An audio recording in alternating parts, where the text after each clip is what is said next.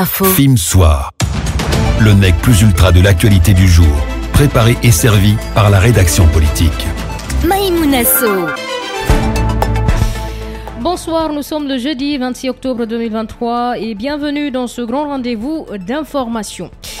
Dans quelques minutes, nous allons ouvrir par l'actualité locale qui sera présentée par Mariama Diomboba, à qui je dis bonsoir. Bonsoir, Maïmouna. Bienvenue, merci. Juste après votre journal, dans coulisses, nous allons écouter Mohamed Benebari qui va revenir sur la première session ordinaire du conseil d'administration du Fonds d'aide au développement du sport qui s'est tenu le 25 octobre à Conakry. Dans Interland de ce soir, nous irons à l'Elouma, plus précisément à Goundoupi. Là-bas, un crime crapuleux s'est produit hier. Tenez-vous bien, un jeune a tiré à bout portant sur son oncle à l'aide d'un fusil de calibre 12. Le défunt était le président du district de Goundoupi. Pour en savoir davantage sur ce crime, notre rédaction a joint un peu plus tôt dans la journée le sous-préfet de Parawol. Nous allons vous expliquer cette affaire dans Interland, pilotée ce jeudi soir par Amadou Oulibari. Dans Film Soir, nous allons également joindre une consoeur de Guinée News pour débattre de l'actualité, notamment, entre autres, du procès de Ibrahima Diallo du FNDC. Mamada Massila sera en direct dans ce journal plus tard. Mamadou Touré conduit la partie technique de ce Film Soir. Comme tous les jeudis, des infos culturelles et sportives vont venir embellir le contenu de cette grande édition. Bienvenue de nouveau à tous.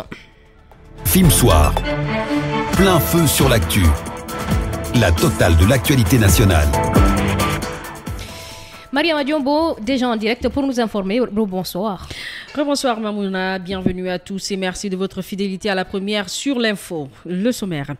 Adoption du projet de loi portant identification des personnes physiques et régime de l'état civil en Guinée. Dans ce journal, vous aurez les réactions du président du CNT ainsi que du ministre de l'administration du territoire et de la décentralisation pour plus d'explications.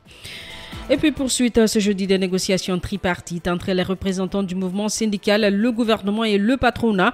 Mais d'ores et déjà, les autorités ont sollicité le report de la rencontre pour vendredi. Les détails, c'est dans un instant. Enfin, triste fin pour un jeune adolescent de 15 ans assassiné par son voisin à Kobaya. Le mis en cause se serait servi d'un fusil pour mettre fin au jour de la victime. Émotion, tristesse et colère, c'est dans cet élément de notre envoyé spécial. Voilà pour les titres. Encore une fois, bonsoir et soyez les bienvenus si vous nous rejoignez sur Film FM Guinée. Je vous le disais donc au sommaire, les projets de loi portant identification des personnes physiques et régime de l'état civil en République de Guinée sont adoptés. Le premier crée un régime juridique propre à l'identification des personnes physiques et le second vise notamment à moderniser l'état civil guinéen sur l'ensemble du territoire national. Je vous propose d'écouter le président du Conseil national de la transition, Dr Dansa Kourouma. Cette loi, si nous l'adoptons, a pour objet de définir et de déterminer les procédés d'identification nominale, numérique et biométrique des personnes physiques. Elle fixe l'ensemble des éléments d'identification des personnes physiques à inscrire sur le registre national et sur le registre communal d'identification des populations. La loi nous présente les numéros personnels d'identification comme un instrument unique pour identifier une personne dans un fichier administratif. Ils sont utilisés par tous les services publics, non seulement pour identifier les administrés, mais aussi pour échanger des données. Je conclus qu'en adoptant ces lois, vous aurez efficacement accompagné les efforts du gouvernement, tendant à faciliter et à élargir la collecte et l'accès aux données d'état civil. Vous aurez permis et intensifié la transparence, la lutte contre la corruption et éviter les doubles enregistrements d'une même personne dans les listes électorales et dans tous les fichiers administratifs. Enfin, vous aurez facilité l'obtention également des actes d'état civil par les populations et la sécurisation de la procédure de délivrance des documents d'état civil. J'aborde la loi portant identification des personnes physiques en République de Guinée. L'article 2 du projet de loi définit le numéro personnel d'identification. Et il faut dire que c'est un grand pas vers le retour à l'ordre constitutionnel. C'est pourquoi l'adoption de ces deux projets de loi réjouit le Premier ministre, chef du gouvernement. On écoute Dr Bernard Goumou.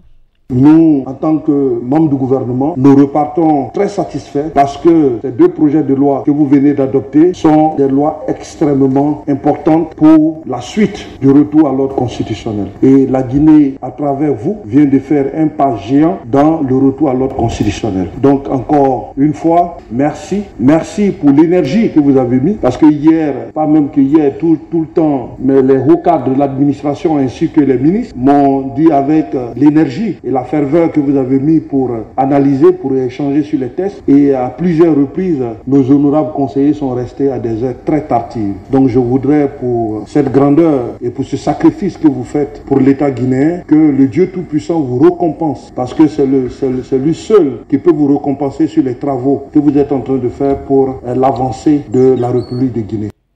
L'adoption de ces deux projets de loi portant identification des personnes physiques et régime de l'état civil marque donc un pas vers le retour à l'ordre constitutionnel.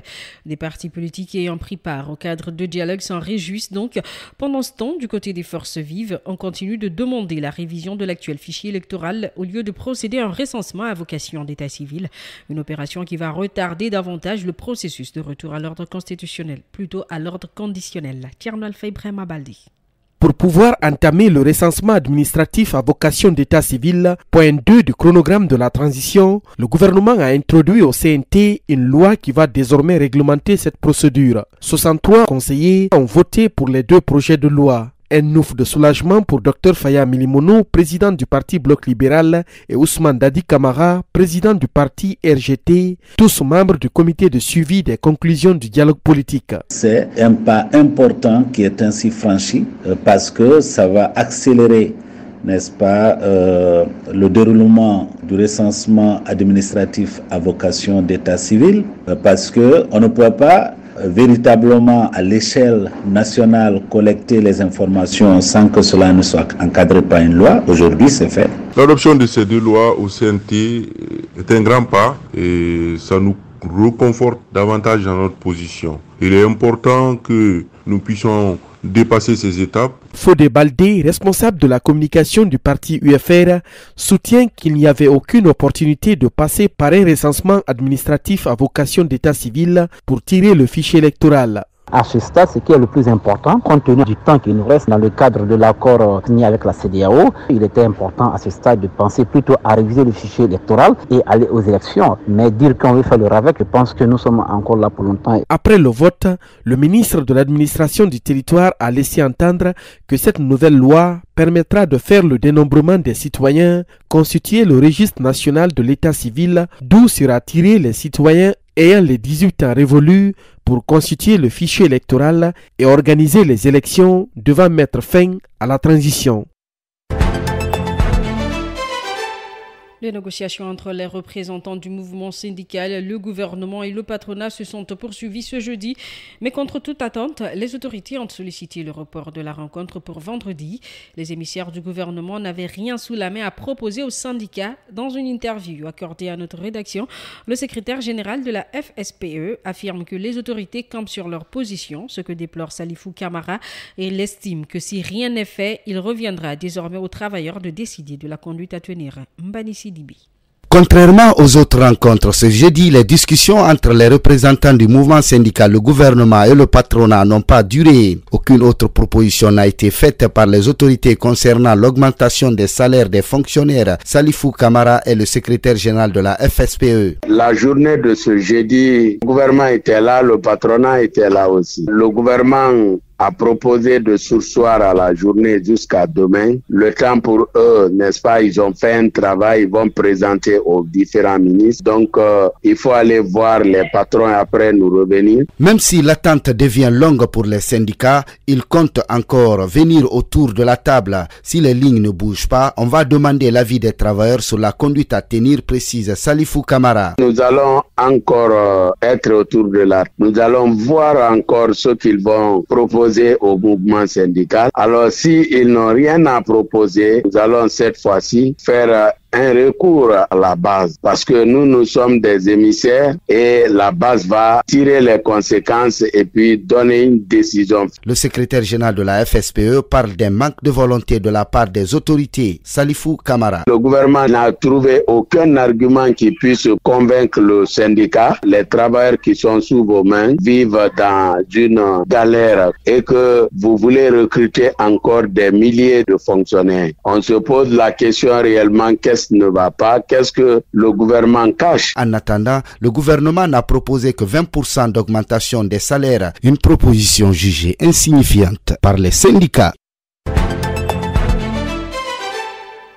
Les organisations de défense des droits de l'homme se montrent optimistes face aux différentes dépositions des victimes du carnage du 28 septembre 2009. Il faut le rappeler, cet exercice a pris fin hier mercredi. Dorénavant, ce sont les témoins qui seront entendus par le tribunal criminel de Dixine délocalisé à la cour d'appel de Conakry dès la reprise des audiences le 6 novembre prochain, ce qui réjouit le président de l'ONG Avocats sans frontières, maître Christophe Labilé-Koné, tout comme Mamadou Kali Diallo du programme Démocratie sans violence à la baïonnette intelligente. Adjaka Debari nous fait le point. Au-delà de se réjouir du passage d'une centaine de victimes à la barre, le chargé des relations au sein du programme Démocratie sans violence salue également la sérénité du tribunal. Mamadou Kali Diallo. On a suivi de fond en comble les dépositions des victimes. A priori, nous nous en réjouissons. Nous saluons la position impartiale du tribunal et surtout le respect du principe de présomption d'innocence. Le président de l'ONG Avocats sans frontières se dit aussi comblé par les différentes dépositions des victimes devant le tribunal criminel de Dixine au compte du procès des événements du 28 septembre 2009. Pour l'activiste, c'est déjà un début d'espoir. Maître Christophe Labilé-Koné. Je suis satisfait dans la mesure où ce procès a été programmé et ouvert. Quand on sait qu'on a entendu ce procès pendant plus de 10 ans. Et on se réjouit encore davantage aujourd'hui, d'autant plus que le procès est en train de suivre son cours normal. Ce qui laisse dénoter que dans un futur proche, les victimes seront situées par rapport à ce qu'ils ont subi. Et aussi même ceux qui sont mis en cause seront fixés sur leur sort. Avec la prochaine comparution des témoins et autres, Mamadou Kali Diallo de la baïonnette intelligente fonde beaucoup d'espoir quant à l'aboutissement de ce procès. Maintenant, nous osons espérer qu'après, disons qu'au sortir de ce procès, nous aurons un procès qui aura tenu le respect des normes d'un procès juste et équitable. Un procès juste et équitable, c'est donc le souhait des organisations de défense des droits de l'homme pour apporter la lumière sur ce carnage survenu au stade de Conakry il y a 14 ans. Comme les tribunaux de Conakry, celui de Koya est aussi envahi présentement par des candidats au concours d'accès à la fonction publique. Sur place, ils viennent se procurer de documents comme le certificat de nationalité ou encore le casier judiciaire. Ces citoyens mobilisés déplorent cependant une lenteur dans l'opération. Mamoudou Diakité nous fait le point. Ce jeudi matin, plusieurs candidats au concours d'accès à la fonction publique ont pris d'assaut le TPI de Koya. Assis par ordre d'arrivée sur un banc fabriqué en bois, Nabil Moussa Fofana attend son tour pour accéder à la salle de délivrance. Ça fait 2 jours que moi je suis là à la justice de paix de Koya, mais nous avons rencontré assez de difficultés par rapport au nombre de candidats qui affluent la justice maintenant là. Non, pour le moment, je n'ai pas obtenu tous les documents, mais j'ose croire que d'ici demain, j'aurai les documents nécessaires qu'il faut. Pour se procurer de certains documents, Tina Kamara est contrainte de se déplacer de Koya pour Daboula. Malgré cela, elle est prête à tenter sa chance. Donc nous sommes là à la recherche des papiers nécessaires, mais pour moi ça sera un peu difficile parce que le casier judiciaire, il faut que j'aille jusqu'à Daboula là où je suis né pour avoir ça. Donc le transport aller-retour, c'est pas facile. Et il y a des frais aussi à déposer sur les dossiers. On a l'espoir quand même, on va tenter notre chance. Tchernoya Roba Baldé fait partie des candidats mobilisés à cet effet. Selon lui, le prix de certains documents ont grimpé. Oui, non, les prix ont augmenté. C'est de 30 000 à 50 000. Le certificat de nationalité, je crois qu'il est à 30 000. Le certificat de non-poursuite, là, au casier judiciaire, ça, c'est à 50 000. Malgré ces difficultés, ces probables candidats ne lâchent du lest. Tous se disent prêts à tenter leur chance. Triste fin pour un jeune adolescent de 15 ans. Ibrahim Assouri, domicilié au quartier Kobaya, a été tué par un de ses voisins. Selon les informations, Hassan s'est servi d'un fusil pour mettre fin au jour de son ami. Le crime s'est produit hier mercredi aux environs de 17h à Kobaya dans la commune du Ratoma. La famille du défunt, sous l'emprise de la colère, a voulu venger sa mort en tentant de s'attaquer au domicile du présumé bourreau. Compte rendu, Alcénie Diallo. Ce jeudi matin, la famille de la victime Ibrahim Assouri est sous le choc. Femmes et enfants ont tenté de s'attaquer au domicile du présumé auteur de la mort de leur fils. Sur les lieux, la tension monte entre force de l'ordre et les victimes.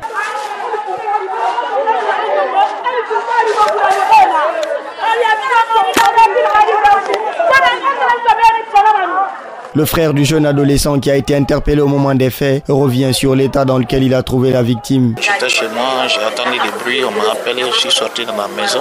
Je venais dehors et trouvé qu'il y avait des bruits, qu'il y a des tirs dedans dans la cour. Je dis quelle cour? Il dit ici, chez M. Barry.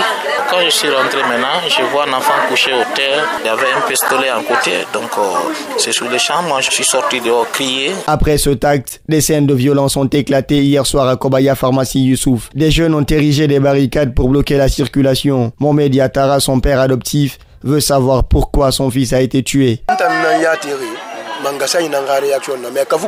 Moi, j'attends la réaction des autorités. Depuis hier jusqu'à ce matin, je n'ai vu aucune réaction de la part des autorités ni personne, hormis les jeunes qui sont sortis exprimer leur colère. Sinon, moi, je n'ai reçu aucun retour des autorités. Selon Mohamed Yatara, père adoptif de la victime, son fils ne quittait pas ces derniers temps le domicile de son voisin et ami Hassan Barry. Le présumé auteur du crime a été mis aux arrêts et le corps de la victime transporté ce jeudi matin à la morgue d'Ignace Dine. Malgré le communiqué du ministère de l'Agriculture et de l'Élevage du 28 août 2022 interdisant leur divagation dans la capitale guinéenne, des animaux restent présents dans les rues. C'est notamment le cas à Nongo, dans la commune de Ratoma. On y rencontre régulièrement des bœufs qui causent des accidents et des embouteillages, une situation qui préoccupe usagers de la route et riverains. Mohamed Karba Bangoura. Leur présence dans les rues de la capitale ne passe pas inaperçue. Ces animaux qui divaguent parfois en groupe dans la circulation à Nongo par exemple provoquent des accidents de la circulation. Amadouba, conducteur de taxi-moto, en a payé les frais.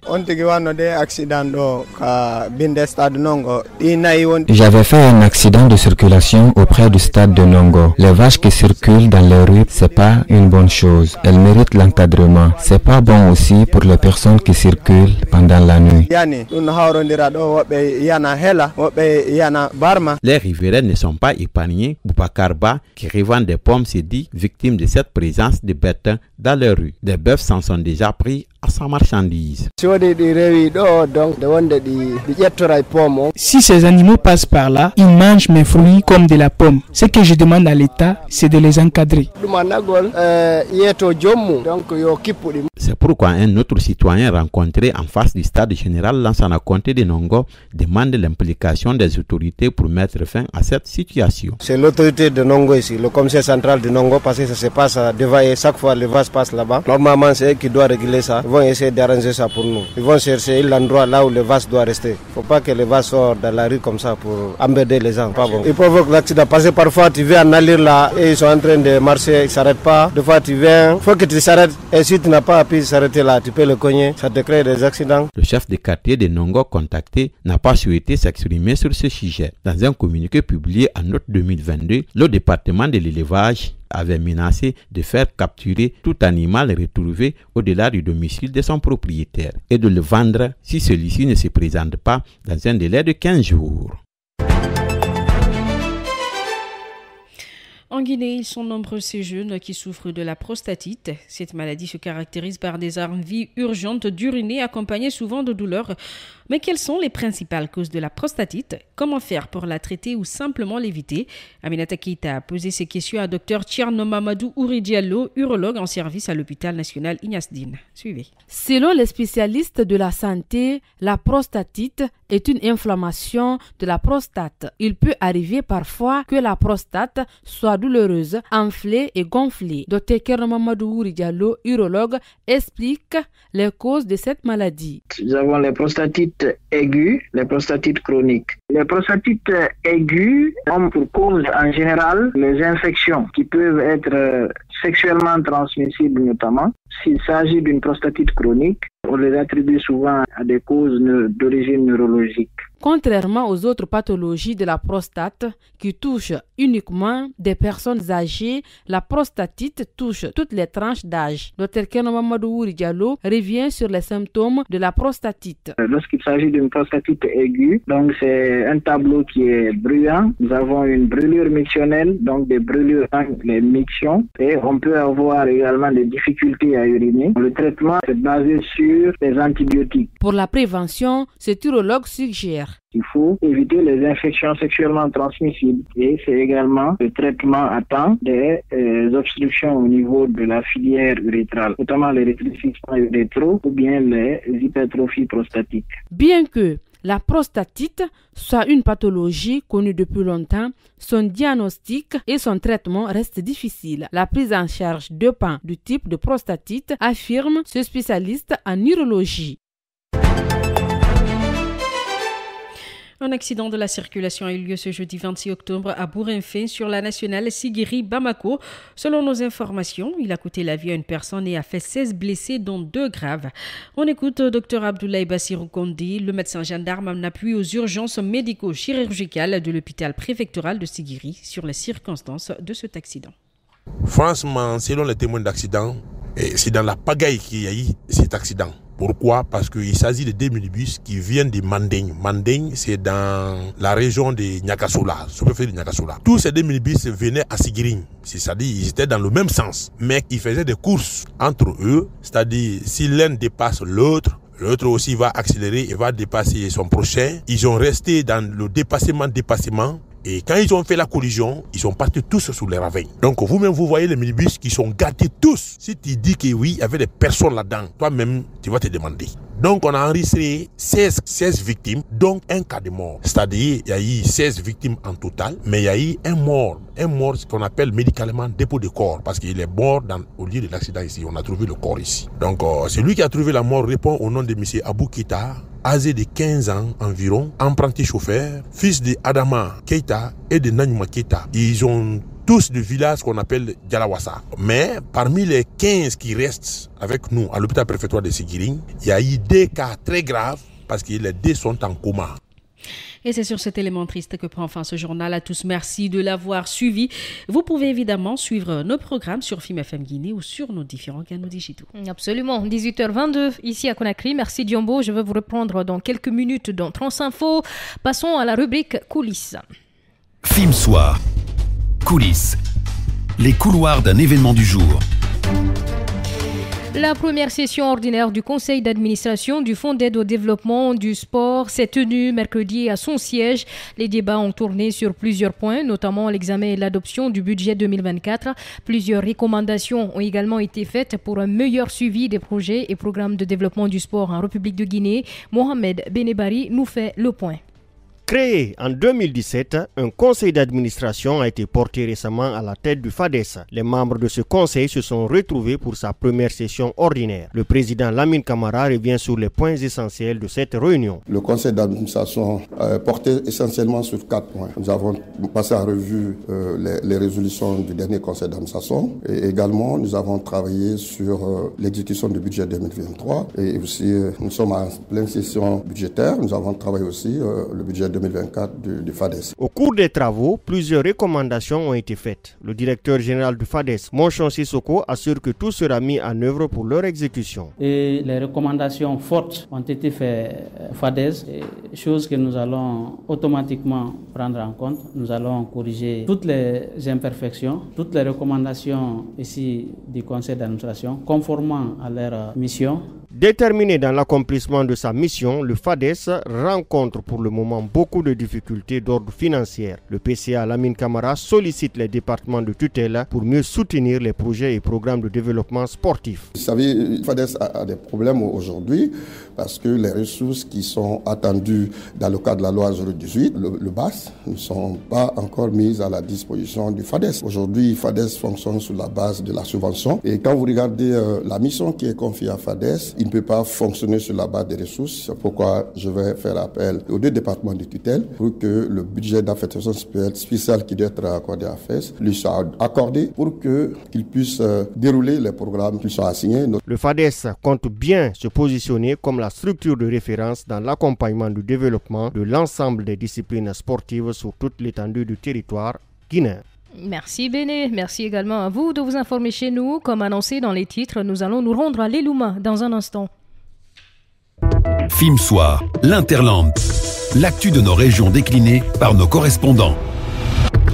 Un crime crapuleux s'est produit hier à Lelouma, plus précisément à Goundoupi, dans la commune rurale de Parawol. Selon nos informations, c'est un jeune qui a tiré à bout portant sur son oncle à l'aide d'un fusil de calibre 12. Le défunt, marié à 4 femmes, est le président du district de Goundoupi.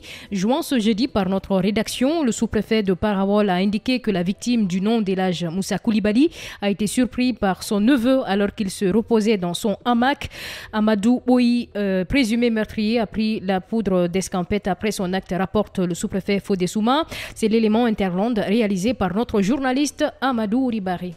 L'acte s'est produit ce mercredi à Goundoupi, un district qui relève de la sous-préfecture de Parawol. Selon nos informations, Amadou Boy a ouvert le feu sur le jeune frère de son papa qui dormait dans un hamac. Fodé Souma, sous-préfet de Parawol, annonce que la victime, Elhadj Moussa Koulibaly, n'a eu aucune chance de s'en sortir. C'était très catastrophique. C'était hier à 9h. J'ai été informé par mon DSPJ qu'un jeune de la localité l'aurait informé qu'un certain Amadou a pris l'arme contre son père, contre sa maman, contre sa marade. Bon, comme il y a une distance et puis c'est pas facile à véhiculer la piste, moi-même je lui ai dit maintenant il faut déplacer le vieux. Comme il est fatigué, fait quitter le vieux sur le lieu. Au bout de 10 minutes, il nous rappelle encore qu'il a tiré sur lui à bout portant. Après son crime, le présumé meurtrier a disparu dans la nature. Selon nos informations, Amadou Boy, marié à une femme, souffre d'une dépression mentale. Une thèse que ne confirme pourtant pas le sous-préfet Fodé Souma. Vous savez, si quelque chose se passe, il y aura beaucoup d'explications. Il y a un antécédent entre eux. C'est un jeune, moi, bon, quand on me dit qu'il est malade, parce que quelqu'un qui est fou, quand il commet tel drame, il ne va pas fuir dans la nature. C'est pour te dire qu'il se contrôle au moins un peu. Le défunt laisse derrière lui 4 femmes et plusieurs enfants, rapporte le sous-préfet. Fodé Souma annonce que des dispositions sont prises pour mettre main sur le présumé bourreau. J'étais avec le commandant de la gendarmerie départementale de Lelouma. Il avait dépêché 4 agents qui étaient venus entourer la maison mortière de tout le village en un mot pour voir si on pouvait le retrouver. Mais moi, à 2h du matin, 2h12, il y a un citoyen qui m'a réveillé par coup de téléphone me disant que le bonhomme est à Parawol Centre, là où je suis. Et il me dit, fais attention, il est armé. Et puis il est prêt. Il me dit qu'il est quelque part là. Je dis alors, localise-le et puis tu m'informes. Selon le sous-préfet, l'insécurité prend une ampleur inquiétante dans la sous-préfecture de Parawol, située dans la préfecture de Lelouma. Toutefois, Fodé Souma annonce que des dispositions sont prises pour lutter contre le phénomène. Merci pour toutes ces précisions, Amadou Ribari. Nous allons continuer avec l'actualité africaine et mondiale présentée par Mariama Diomboba. Film Soir, Transinfo. Film Soir au diapason de l'actualité en Afrique et dans le monde. Bienvenue dans ce Transinfo sur le continent. Le casque bleu tchadien de la mission multidimensionnelle intégrée des Nations Unies pour la stabilisation au Mali, MINUSMA, a commencé à partir plus tôt que prévu de la région de Kidal, dans le nord-est du pays, notamment pour protester contre les refus des autorités maliennes de transition d'accorder des autorisations de vol pour rallier le Tchad. Et puis le sommet des 3 bassins forestiers se déroule du 26 au 28 octobre 2023 à Brazzaville. Son ambition, coordonner les politiques de lutte contre la déforestation, protéger le climat, les tourbières et accélérer la transition énergétique. Mais la rencontre se fera essentiellement entre représentants du bassin du Congo. Ailleurs, l'armée israélienne poursuit ses bombardements sans relâche contre la bande de Gaza. On dénombre plus de 7000 morts selon le ministère de la Santé palestinienne. Les frappes ont été accompagnées tôt ce jeudi matin, 26 octobre, d'une brève incursion terrestre israélienne. Une colonne de chars est entrée dans le nord de l'enclave palestinienne. Des préparatifs à la prochaine étape de combat, dit l'armée israélienne. Enfin, au Royaume-Uni, la guerre entre Israël et le Hamas fait réjaillir des tensions chez les travaillistes. Certains demandent à leur leader, Keir Starmer, d'adopter une position plus ferme en appelant un cessez-le-feu immédiat, ce que refuse pour le moment le chef des travaillistes donné favori pour devenir le prochain Premier ministre britannique. C'était le Transinfo à tous. Merci de votre attention. Merci beaucoup, Mariama. Je vous souhaite une très belle soirée. Nous allons échanger dans un instant avec notre consoeur, Mamada Massila. Film Soir. La une de les manchettes des médias d'ici et d'ailleurs. Il est 18h29 ici à Conakry. Dans la 1-2 ce jeudi, nous partons au TPI de Mafanko où l'ex-commissaire spécial de l'aéroport Ahmed Sékou Touré de Conakry, qui était poursuivi par Ibrahima Diallo du FNDC, a été sutié sur son sort aujourd'hui même. Cette actualité est traitée par le site d'information générale guinenews.org. Pour en parler, nous avons en direct Mamada Massila, la journaliste reporter qui s'y est attelée. Bonsoir, chère consoeur. Bonsoir à vous et merci beaucoup pour l'invitation ainsi qu'à vos fidèles auditeurs. Merci également à vous d'avoir accepté notre invitation. Alors, le procès opposant Ibrahima Diallo du FNDC au colonel Ibrahima Nabi Traoré a connu son épilogue ce jeudi 26 octobre, comme vous nous l'avez appris. C'est quoi la teneur de la décision, Mamadama? Évidemment, c'est un procès qui a duré 4 mois et au terme des réquisitions et plaidoiries, le TPI de Mafanko a déclaré que l'ex-commissaire de l'aéroport Ahmed Sékou Touré n'est pas responsable de ce qui est arrivé aux plaignants en juin dernier. Conformément aux réquisitions du parquet, le juge a estimé qu'il a été démontré lors des débats, je cite, que le commissaire était absent ce jour. Il a été établi que la partie civile a fait l'objet de restrictions. Il était interdit de sortir du territoire. Cette interdiction, donc, émanait d'une autorité judiciaire. Le prévenu n'avait ni la qualité ni le pouvoir de braver cette décision. Donc, les agissements du prévenu ne sauraient constituer une atteinte à la liberté individuelle ou une abstention délictueuse. Fin de citation. Par conséquent, sur l'action publique, le tribunal a renvoyé Ibrahima Nabi Traoré des faits de la poursuite pour délit non constitué à son égard. Alors, madame, vous nous apprenez également dans votre article que Ibrahima Diallo a été non seulement débouté, mais aussi condamné. Qu'en est-il? Évidemment, dans son délibéré sur l'action civile, Ibrahima Diallo réclamait 50 millions de francs guinéens comme réparation des dommages et intérêts, notamment à raison de la perte du billet d'avion, des frais de séjour et bien d'autres. Dans son délibéré, donc, le tribunal a également débouté la partie civile de ses prétentions car les jugeant mal fondés. À la place du prévenu, c'est plutôt le plaignant qui se retrouve condamné. Ibrahima Diallo doit payer un franc symbolique au prévenu pour abus de constitution de partie civile. Dernière question pour vous. Comment les avocats des différentes parties ont réagi face à cette décision? Alors, au sortir de la salle d'audience, la défense a déclaré être satisfaite de la décision. Selon elle, sur le plan légal, on ne pouvait pas s'attendre au contraire. Le tribunal ne pouvait rendre que cette décision. C'est pourquoi la partie civile jarvien, elle, compte relever appel de cette décision. Sans embâche, Maître Abdoulaye Keita, l'un des avocats de Ibrahima Diallo, a déclaré devant la presse que c'est une décision bancale qu'ils vont attaquer devant la cour d'appel parce qu'il dit que le tribunal admet que leur client est interdit de sortir par une réquisition. Ils n'ont jamais produit une décision de justice prouvant cette décision. Au début de la procédure, donc, le prévenu refusait de comparaître, selon l'avocat. Il a fallu que les avocats tapent du poing sur la table pour qu'ils viennent. Si aujourd'hui on le libère et qu'on condamne leur client, cela ne les étonnerait pas. Donc, ils comprendront que le tribunal a reçu des instructions pour le libérer. Sinon, il devait s'évertuer à montrer une décision de justice ou un acte administratif interdisant aux clients de sortir du pays. Merci beaucoup, Madame Silla. Merci d'avoir surtout répondu à la question ce soir. Je vous informe, vous les auditeurs, que dans le grand format, nous allons nous intéresser à la vente des pneus de seconde main. Mais bien avant, accueillons Habib Yambaran Diallo pour l'éditorial. Film Soir, l'édito. En dépit de l'apparence, Mamadi Doumbouya a des soucis à se faire, notamment entre une conscience qui lui martèle sans cesse de respecter l'engagement du 5 septembre 2021 et une obsession qui lui retorque que la politique n'est pas une religion. Mais ce n'est pas tout, il y a aussi l'épine dans son pied qui s'appelle Sékou Kounduno, surtout depuis que ce dernier a commencé à parler des biens mal acquis. L'activiste est devenu le cauchemar du palais. Voici l'éditorial avec Habib Yambaran Diallo. En dépit d'un semblant de sérénité, le colonel Mamadi Doumbouya a des soucis à se faire. Parmi ces soucis, il y a bien évidemment le dilemme auquel il est confronté.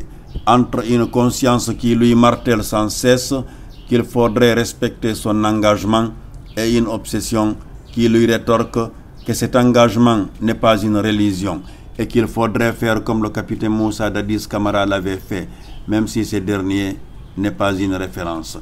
Mais il n'y a pas que ce dilemme qui hante l'occupant du palais Mohamed V. Il y a un autre os coincé dans sa gorge et qui s'appelle Sékou Kounduno. Ce responsable d'une structure officiellement dissoute est devenu le principal pourfendeur de la junte militaire au pouvoir à Conakry. Le chef de cette junte doit se mordre les doigts. Pour avoir laissé l'activiste sortir du territoire, si Sékou Kounduno peut se permettre de dire ce qu'il dit, c'est parce qu'il est justement à l'abri. Ses collègues Ibrahima Diallo et Oumar Silla, eux, adopte une posture qui corrobore avec l'adage selon lequel celui qui a entendu parler d'un danger, celui qui l'a vu et celui qui y a échappé de justesse ne détale jamais de la même manière. Étant à l'étranger, Sékou Koundono a une marge de manœuvre moins étroite pour devenir le principal opposant à la junte, laquelle a fait 2 poids 2 mesures entre les acteurs politiques et sociaux du pays.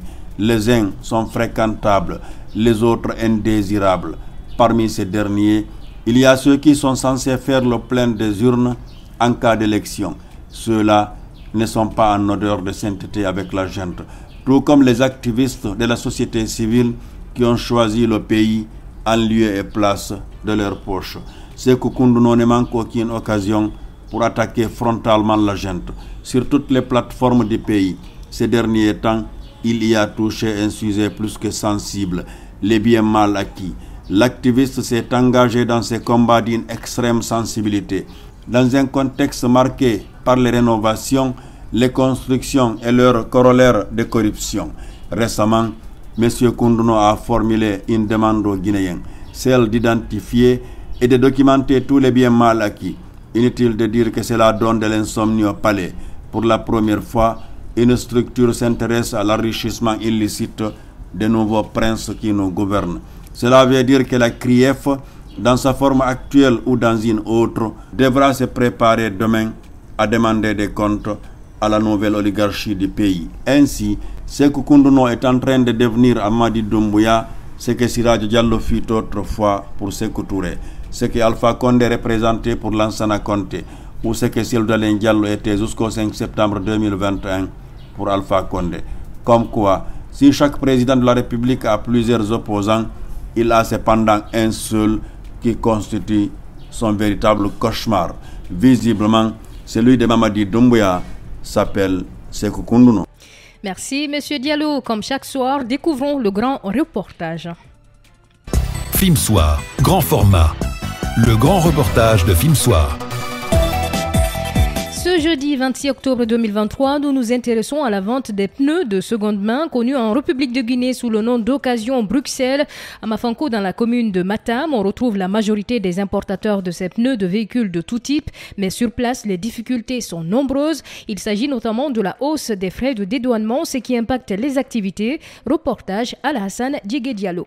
On envoie plusieurs qualités de pneus. Il y a Australie, il y a Japon, il y a Européen aussi. Devant un conteneur de 40 pieds rempli de pneus d'occasion, Ousmane Souaré, spécialiste dans la vente des routes véhicules, raconte son quotidien. Le conteneur, on achète ça à 400 millions à 500 millions francs guinéens. Frais de dédouanement aussi, c'est un peu cher parce qu'on dédouane ça à 55 millions. Alors, si vous envoyez ça ici, vous arrivez à vous en sortir? Parfois, il y a trop de pertes passées. Si le pneu n'est pas reçu là, il y aura trop de pertes. Si vous envoyez le conteneur, il peut faire combien de jours au port? Ça peut faire parfois un mois, parfois 20 jours. Demba Kangama, cet autre vendeur de pièces détachées, déplore l'augmentation par les autorités des frais de dédouanement de leurs marchandises. Notre grande difficulté, c'est le dédouanement. Avant, on dédouanait ça à 25 millions. Aujourd'hui, à 55 millions. Tu sais, ça, c'est grande difficulté. Donc, parfois, tu envoies les pneus, tu ne s'en sortis jamais. C'est ça qui est notre grande difficulté. Et pourtant, le magasin aussi est très cher à l'air. Ça, c'est un grand problème encore. Pour lui, cette augmentation des frais douaniers n'arrange pas les jeunes débrouillards qu'ils sont. C'est pourquoi il invite le gouvernement à revoir cette décision. L'an dernier, on s'en sortait. Quand tu envoyais un conteneur, là, tu pouvais avoir un prix. Quand on envoie un conteneur, ça peut faire au moins 4 mois, 5 mois avant qu'on envoie d'autres conteneurs. Parce qu'il n'y a pas de marché. Au niveau du port, vraiment, c'est là-bas qu'ils n'ont qu'à faire d'abord le meilleur coup de prise de conscience. Ils voient la réalité, ce qui se passe au terrain. Ils viennent demander les gens. Vraiment, connaître les difficultés. C'est en ça, là, on peut traiter le problème. L'État guinéen n'encourage pas. Il décourage les gens. Si rien ne change d'ici là, soutient Mamoudou Doumbouya, les prix vont continuer à grimper sur le marché. Les pneus à l'air là, vraiment, il n'y a rien dedans. À l'époque, le dédouanement, c'était avant 2010, 32 millions. Maintenant, là, jusqu'à 2011, 32 millions. Maintenant, là, avec toutes les augmentations là, un conteneur 40 pieds, arrêté devant ton magasin, il faut parler au moins 200 millions. Vous allez voir un vendeur de pneus. Tous ces enfants n'ont pas rentré encore à l'école. Parce que Conakry, il n'y a que l'école privée, il n'y a pas de... Nous sommes oubliés par le gouvernement. Aucun calcul qui nous compte un revendeur de pièces irrétagées avec des pneus. Non, surtout vendeur de choses occasion en Guinée, on a beaucoup de problèmes vraiment. Actuellement, une roue de seconde main pour voiture qui se vendait à 80 000 francs guinéens se négocie entre 120 000 et 130 000 francs guinéens. et les poids lourds coûtent entre 1 million et 1,2 million francs guinéens. Le grand format revient pour vous demain dans la matinale de FIM FM. Un peu plus tard, je vais accueillir Binta Diallo dans ce studio qui va nous développer des actualités liées à la culture. Mais avant elle, j'ai déjà Julde Diallo que vous allez entendre sous peu. FIM Soir, Actu Sport, le round-up de l'actualité sportive. Julde, bonsoir. Bonsoir Maïmouna. Bienvenue avec vous. Merci. Nous allons développer 3 actualités. Tout d'abord, direction la Tunisie où le président de la Fédération de football a été arrêté. Coup de tonnerre en Tunisie, les amateurs du football se sont réveillés dans la stupeur ce jeudi 26 octobre avec l'arrestation du président de la Fédération de football. Wadi Jari a été arrêté dans le cadre d'une enquête pour des soupçons de corruption. Une information annoncée par le ministère de la Jeunesse et des Sports. Wadi Jari a été interpellé à la suite d'une plainte judiciaire déposée par le ministre concernant l'illégalité d'un contrat conclu entre la Fédération et un directeur technique, a précisé Chokhri Hamda, porte-parole du ministère. Selon lui, le dossier est lié à de la corruption financière au sein de la Fédération. Wadi Jari est à la tête de l'instance du football tunisien depuis 2012. Ces mandats ont été poliés par des accusations de matchs truqués, de blanchiment et de détournement de fonds. Deuxième info, Youssef Attal suspendu après une publication sur le conflit entre le Hamas et Israël. L'OGC Nice réalise un excellent début de saison avec une seconde place au classement de Ligue 1. Mais le club de la Côte d'Azur est confronté à un problème extra-sportif avec Youssef Attal. Le latéral droit algérien a été suspendu 7 matchs pour avoir publié sur ses réseaux sociaux une vidéo d'un prédicateur tenant des propos antisémites appelant à la violence à marge du conflit entre Israël et le Hamas. Le joueur de 27 ans avait rapidement supprimé son poste avant de présenter ses excuses. J'ai conscience que ma publication a choqué plusieurs personnes, ce qui n'était pas mon intention et je m'excuse. Je tiens à clarifier mon point de vue sans aucune ambiguïté. Je condamne toute forme de violence où que ce soit dans le monde et je soutiens toutes les victimes. Jamais je ne soutiendrai un message de haine. La paix est un idéal auquel je crois fermement. Youssef Attal est aussi visé par une enquête pour apologie du terrorisme et de provocation publique à la haine ou à la violence à raison d'une religion déterminée. Il encourt une peine pouvant aller jusqu'à 7 ans de prison et 100 000 € d'amende. Nous allons parler du Ballon d'Or 2023 pour clore cette rubrique sportive. Thierry Henry donne son favori Julde. Ce lundi 30 octobre 2023, le théâtre du Châtelet à Paris accueillera la cérémonie de la 67e édition du Ballon d'Or. Plusieurs favoris sont en course pour succéder à Karim Benzema, lauréat de l'édition précédente. Champion du monde avec l'équipe de France en 1998, Thierry Henry a donné son favori pour ce Ballon d'Or. Pour la légende de Gunners d'Arsenal, Lionel Messi est mieux armé pour décrocher ce titre, notamment grâce à sa victoire en Coupe du Monde avec l'Argentine.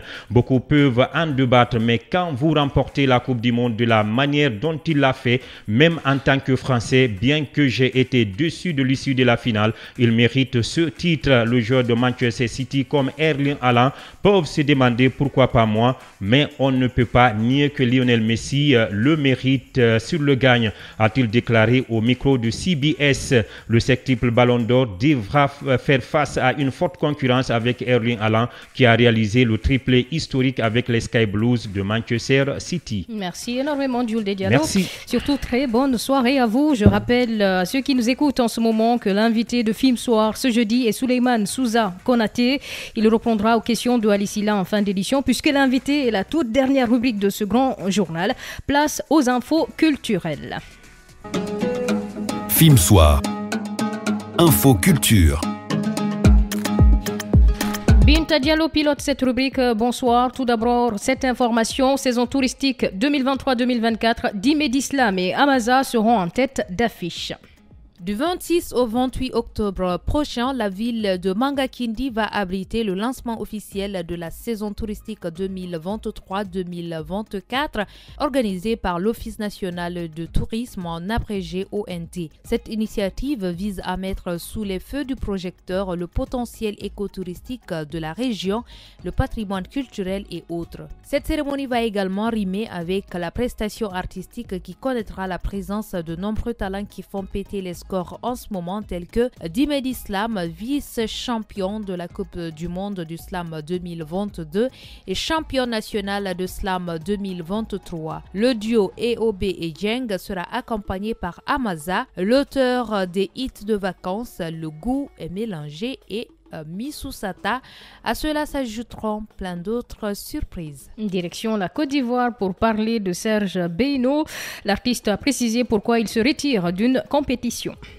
Oui, ce jeudi 26 octobre, le chanteur Serge Beyno ne sera pas présent à la rencontre avec le comité d'organisation des prix MUD pour connaître les catégories en compétition. Il s'est en fait retiré de la compétition alors que ses fans et d'autres mélomanes s'interrogent. De quoi s'agit-il? Serge Beyno ne participe plus en réalité à cette cérémonie de distinction des artistes ivoiriens depuis 3 ans, donc 2022, et devant l'insistance de certains de ses fans, il a tenu à apporter des précisions. Je fais ce post pour répondre à certains de mes fans qui me posent des questions concernant mon désintérêt vis-à-vis de mes nominations les années précédentes. Je voudrais le dire publiquement aujourd'hui, je ne souhaite plus être associé à la compétition. Il a également rassuré de l'excellence de ses rapports avec le patron de l'événement, Soumaoro Morifere, dit le Molaré. Je n'ai aucun problème avec les organisateurs, je reste disponible si je peux aider en quoi que ce soit dans l'organisation ou la promotion de la cérémonie, mais je ne suis plus intéressé par la compétition. Merci beaucoup Binta. Film Soir continue.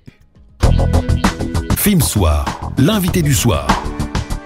L'autre interview de Film Soir. Jeudi, l'invité de Film Soir reçoit pour vous Souleymane Souza Konaté, président de la commission communication de l'ANAD et conseiller en communication du président Cellou Dalein Diallo. Avec lui, l'entretien porte sur l'adoption par le CNT ce mercredi de la loi portant sur l'identification des personnes physiques et le régime de l'état civil. Souleymane Souza Konaté est interrogé par Ali Silla.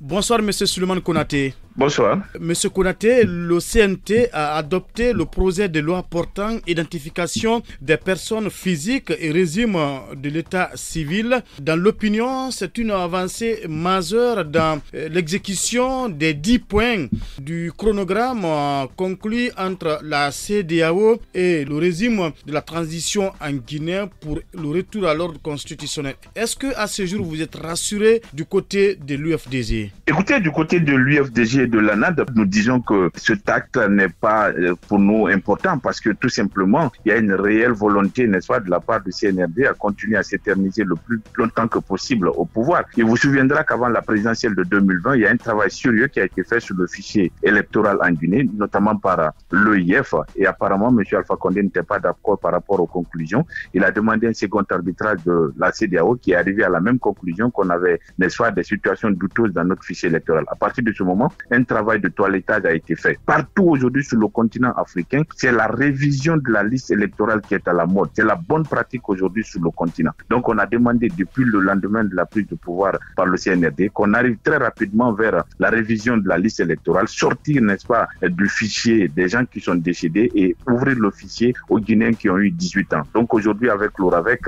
nous disons que c'est une volonté, une fuite en avant de la part du CNRD dont le seul objectif est de pouvoir rester encore longtemps aux affaires. Mais ce fichier électoral dont vous parlez, ce même fichier avait été plusieurs fois récusé par vous. Le fichier a été récusé par nous parce que depuis, il vous souviendra que tout ce qui a opposé M. Alpha Condé, n'est-ce pas, aux acteurs politiques majeurs dans notre pays, c'était la manipulation du fichier électoral. Mais avant la présidentielle du 18 octobre 2020, je vous disais tout à l'heure qu'un travail d'assainissement a été opéré sur ce fichier-là. Aujourd'hui, nous disposons d'un fichier électoral assaini. Nous avons des outils de dernière génération, n'est-ce pas, pour lutter contre les cas de doublons, les cas de mineurs, ainsi de suite. Donc, il suffit simplement pour une question de volonté politique de la part, n'est-ce pas, de nos autorités, d'aller vers une révision. C'est ce qui se passe aujourd'hui partout sur le continent, comme je le disais tout à l'heure. Le Nigeria, c'est plus de 250 millions de personnes, mais ils n'ont pas fait de RAVEC, ils ont fait la révision de la liste électorale et ce qui leur permet aujourd'hui d'aller aux élections sans contestation. C'est une question de volonté politique. Au-delà de cette question du fichier électoral auquel vous vous accrochez de façon récurrente, qu'est-ce que vous réclamez également pour un retour rapide à l'ordre constitutionnel? Depuis le début, n'est-ce pas, de cette transition, nous avons été très clairs. Nous avons dit qu'on veut l'ouverture d'un couloir de discussion avec les autorités de la transition pour qu'on arrive à planer non seulement nos divergences, discuter du contenu pour qu'ensemble on puisse aller dans la même direction vers l'organisation des élections libres, inclusives et qui ne souffriront d'aucune contestation. Mais aujourd'hui, le CNRD décide de gérer solitairement la transition, alors que la finalité d'une transition, c'est l'aboutissement avec des élections qui ne concernent que les acteurs politiques. Vous ne pouvez pas vous asseoir dans vos bureaux climatisés, décider pour l'ensemble des Guinéens, alors que ceux-là qui vont compétir à ces joutes électorales, ce sont bien entendu les partis politiques. Encore une fois de plus, nous disons que rien n'est tard. Ça ne sert à rien de continuer à s'amuser avec, n'est-ce pas, le destin de notre peuple. Ça ne sert à rien de jouer avec le feu. Parce que tel qu'on est en train de conduire notre transition, j'ai l'habitude de le dire, on va tout droit vers le mur et cela n'est pas souhaitable. Lorsque vous voyez les germes qui ont conduit d'autres peuples à la violence et à l'autodéstruction, vous voyez les mêmes germes apparaître sur vous, vous êtes inquiet, vous interpellez, vous alertez. C'est ce que nous faisons depuis le lendemain du 7 septembre. Mais malheureusement, le colonel est en train de s'entourer d'extrémistes, il est en train de s'entourer d'opportunistes, des gens qui sont en train de le conduire comme ils ont conduit Dadis et Alpha Condé à la dérive. Et très malheureusement, c'est le pays qui va en partir parce que nous, du côté de l'ANAD et de l'UFDG, nous restons déterminés pour que l'imposture soit vaincue dans notre pays. Aujourd'hui, M. Konaté, avec l'adoption de ce projet de loi par le CNT, d'aucuns estiment que c'est une véritable volonté exprimée par le CNRD à un retour rapide à l'ordre constitutionnel. Si vous continuez à rejeter, à critiquer de telles initiatives, est-ce que vous ne vous isolez pas davantage? Nous ne sommes pas en train de nous isoler parce que la majeure partie des Guinéens aujourd'hui sont d'accord avec nous. La transition est en train de passer totalement à côté. Ils ont reproché au régime dessus les crimes économiques et les crimes de sang. Aujourd'hui, ils ne sont pas en train de faire mieux. La délinquance économique est devenue une réalité sous la gouvernance du CNRD. On parle tous les jours des scandales financiers à répétition. Nous disons encore une fois de plus qu'il faut revenir aux fondamentaux d'une transition, organiser un dialogue inclusif avec les acteurs représentatifs du peuple de Guinée pour qu'ensemble on puisse discuter du contenu de notre transition et aller vers ces élections-là. Autrement, on va beaucoup se mentir, mais le pays ne s'en sortira pas. Et malheureusement, les Guinéens aujourd'hui en ont le ras-le-bol. Merci M. Konaté de vous avoir prêté à nos questions. C'est moi qui vous remercie pour l'opportunité. FIM Soir, le nec plus ultra de l'actualité du jour, préparé et servi par la rédaction politique. Maïmounasso. Nous avons fait 51 minutes de direct ce soir pour débattre de l'actualité politique, sportive et culturelle. Arissa Tousso et Diarra Girassi ont réalisé le journal de ce jeudi soir. Merci mesdames. Merci également à nos techniciens, reporters, correspondants et auditeurs. C'est grâce aux uns et aux autres que nous arrivons à vous informer tous les soirs sur notre antenne. Moi, je vous souhaite une bonne soirée et à très bientôt.